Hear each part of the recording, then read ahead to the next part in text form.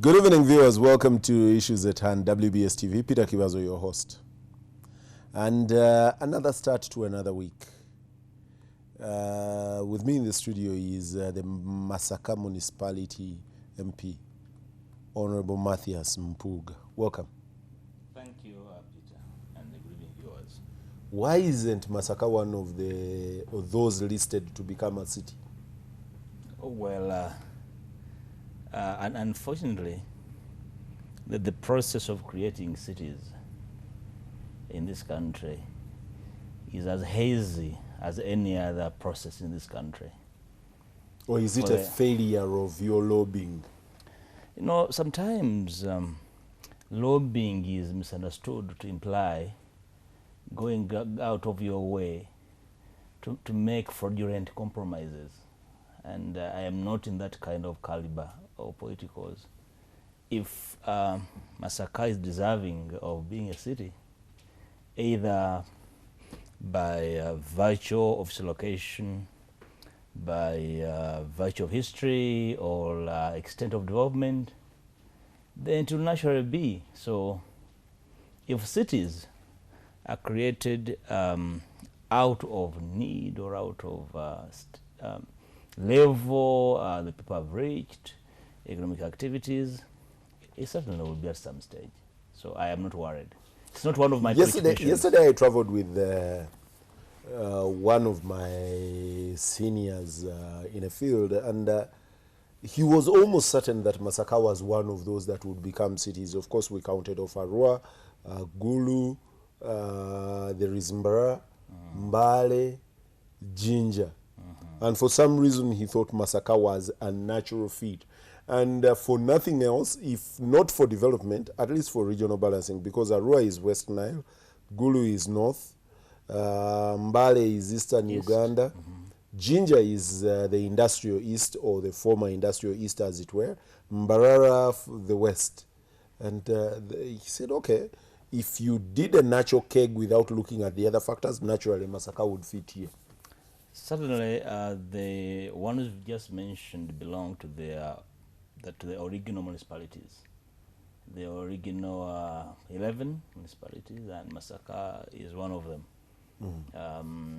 We have never gotten an explanation as to the premises or the basis for the choice of those they listed as qualifying to be cities.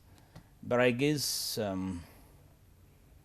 my sense is that partly it's one of those things that happen because we have no basis for doing anything in this country. We have no basis. It's either impulse or, adventure, sort of. So you tell me, where on earth, would you believe, for example, that the entire central region, there is no town or municipality qualifying to be a city? If indeed the creation of cities may be for fun, we would also want to share in the fun. If it is development, tell me which of these other towns you have mentioned is so advanced that Masaka is a laggard to be able to qualify to be one of them.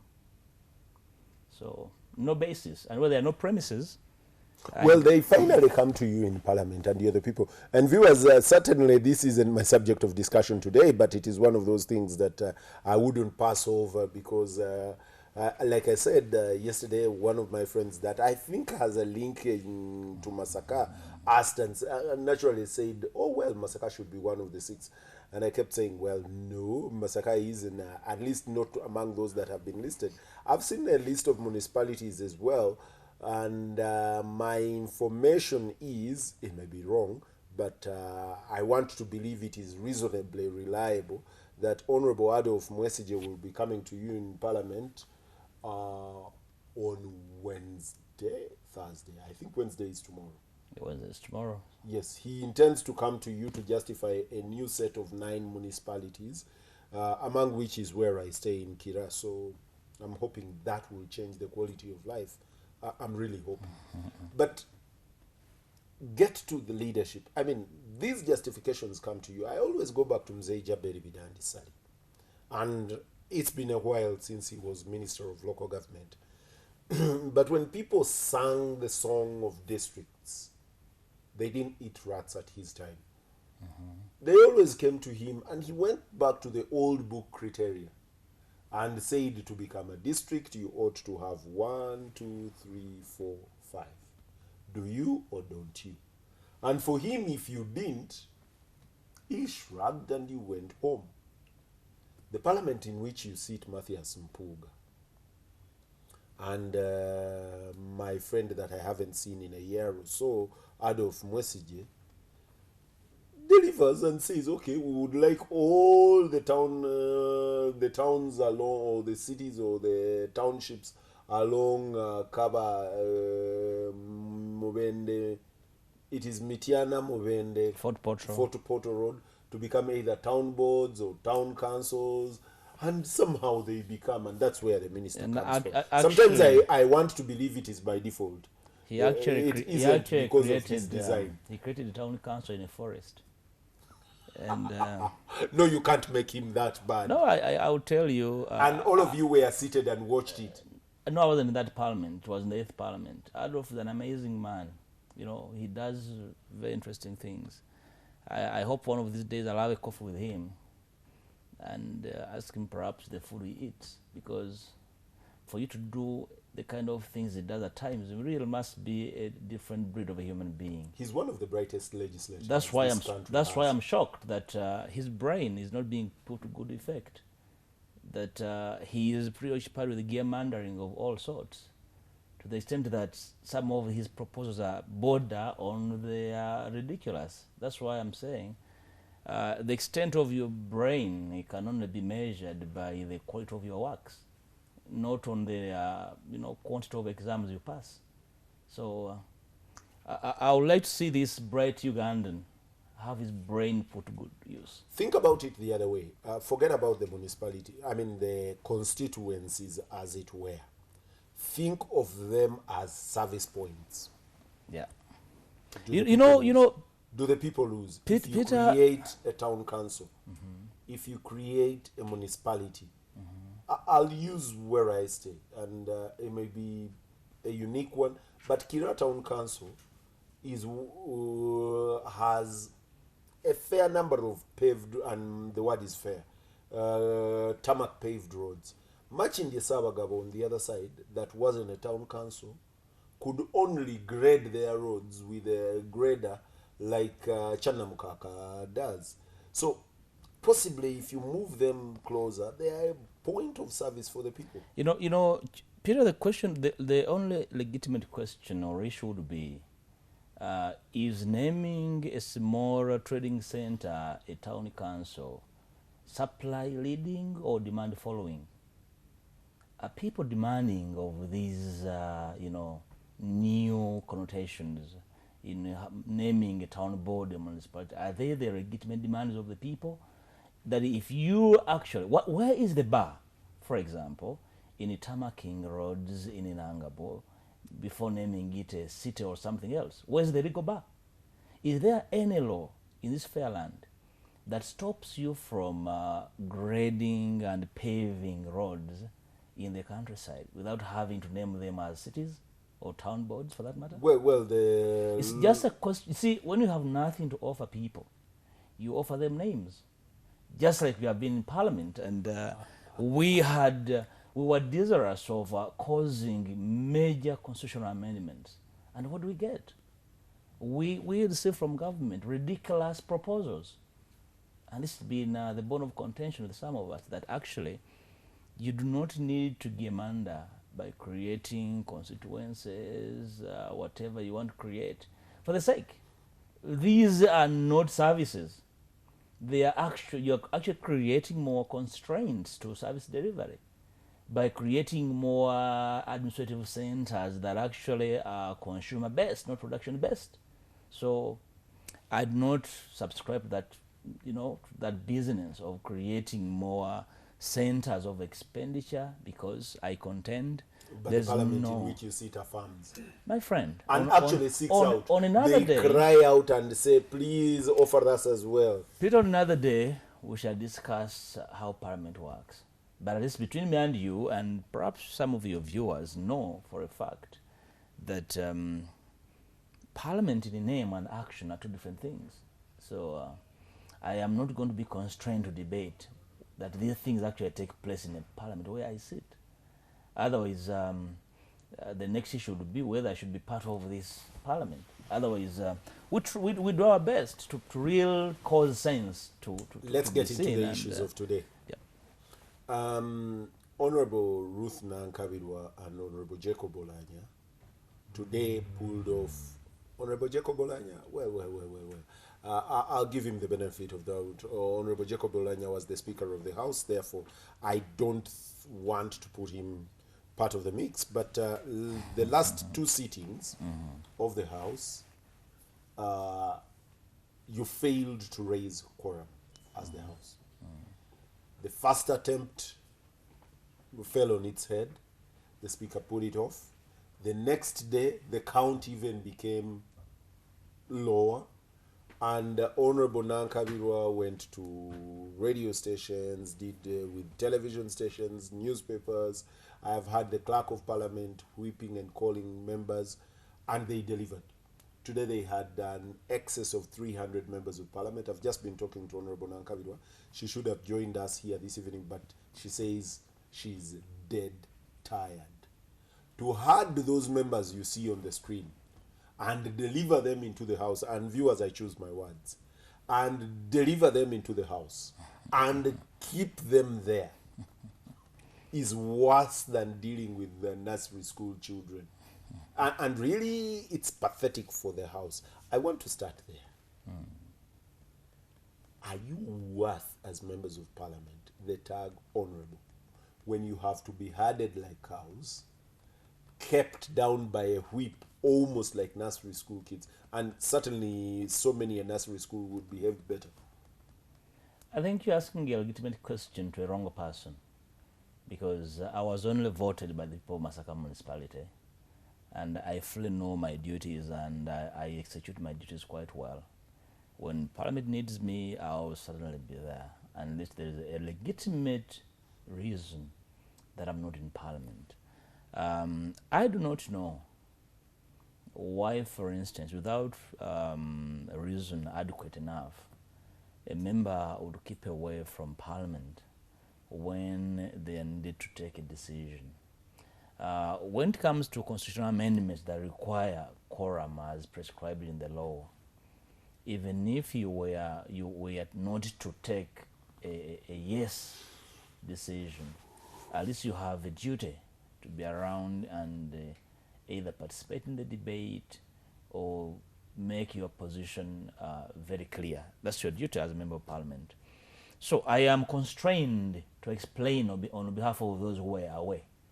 So I wouldn't give viewers... How do you feel? I'll give you an example. How do you feel, Matthias Mpuga, as a member of the House, when the description, the verb that we choose to use to deliver members of Parliament is herding? Certainly, I know why you're using herding. I'll give you an example. Geno Oketa came to the House this afternoon with a cannula on one of his hands, and I later got an explanation that he was actually pulled from his sick bed in Zambia hospital to come and take a vote. And say aye. And say aye. I am sure he's a decent general by far. I'm not even sure he had time to really comprehend the issue for which he was being brought with a cannula to take a vote. Assuming indeed, I mean, he had time to read. We have several members of Parliament that even by looking at them coming through, sweating, and you certainly knew they had no idea what was on the floor of Parliament. So for me, it's not even a question of attendance. It's a question of members being able to comprehend the issues in Parliament and take interest. I'm very sure that part of the reason why some members kept away, my basic sense is that some members, with due respect, did not even make sense of some of these issues. Otherwise, if they had known that, for instance, deciding the character of the Electoral Commission is an important component of their stay in Parliament. They should have taken interest. But you see, when a member tells you that they are preoccupied with re-election, you are constrained to believe that this member understands that you are in Parliament courtesy of an electoral process. These are some of the colleagues, with respect, that I contend do not believe that they are in Parliament courtesy of a popular vote. Otherwise, if you believe you came to Parliament through a vote, you should really have interest in who delivers you to Parliament. And this is the process. So, with hindsight and respect that I don't want to be misunderstood by colleagues, some members keep away because I think for some reason they're not able to properly relate. I will use these words carefully. They're not able to properly relate the issues in the Parliament with their mandate and their interest in being in Parliament. And somehow they believe it is some other person's duty. For them, their duty is to be in Parliament, is to return to Parliament. Let's get into the meat of this. What did you decide this afternoon? We decided it variously. I don't know where to start from, because does the character of the Electoral Commission change into that was commanded by the Constitution, one that will deliver a free, fair, and credible election by the amendments that you put a foot at today? Of course, you haven't closed, have you? No, we haven't. There shall be the third reading. Yes. Yeah. One of I think we've missed an opportunity to have the other view, because I perhaps present my skewed view on what took place in Parliament, because the moment Parliament failed to accommodate debate of the minority report, which was an attachment to the major report, then I knew that the rest was being cosmetic. The rest was supposed to be turned out to be a ritual. When you read the majority report, at the conclusion of the majority report, the committee, the Legal Affairs Committee, concludes by saying that actually we did not have enough time to review the issues and the memoranda that came to us to be able to form proper opinion on the views of the people. And while they lazily and clumsily claimed so, the minority puts off time and reviews all manner of memoranda that was submitted to the committee and makes a comprehensive minority report. You'll be shocked that the minority report is almost 10 times bigger than the majority report, implying that the majority came back to Parliament clearly aware that they did not do a good job. And we had pleas on the floor of Parliament to implore the Speaker first. I'll credit the Speaker. He did realize that he could not actually drive the final, the final decision on his own. So he allowed members across the aisle to debate on whether the minority report should be debated, and therefore the issues in the minority report be defeated on merit, other than having it thrown in the basket. But true to Parliament, while the Attorney General conceded to the fact that the minority raised legitimate issues of constitutional amendment, he was of the view that actually these amendments proposed by the minority be saved for a future date, and perhaps for another Parliament, perhaps the 10th Parliament. This was, for me, considered the fact that the government had done a shoddy job, and he could not actually withdraw the fact that actually the Attorney General considered and withdrew almost a half of the bill is telling of the fact that the amendments, the bill actually was a ritualistic exercise. to pass for an attempt to amend the constitution. So, Explain. You said he withdrew about half the bill. yeah, I'll tell you clause. Let me take a break. 11, Let me take a 10. break and let's get into the grit of that. What was and what wasn't passed? Because I have looked at these amendments as had been proposed by Honorable Kahindo Tafiri. Did they fundamentally move away from the paper that General Tafiri presented that was barely amendment? Don't go away.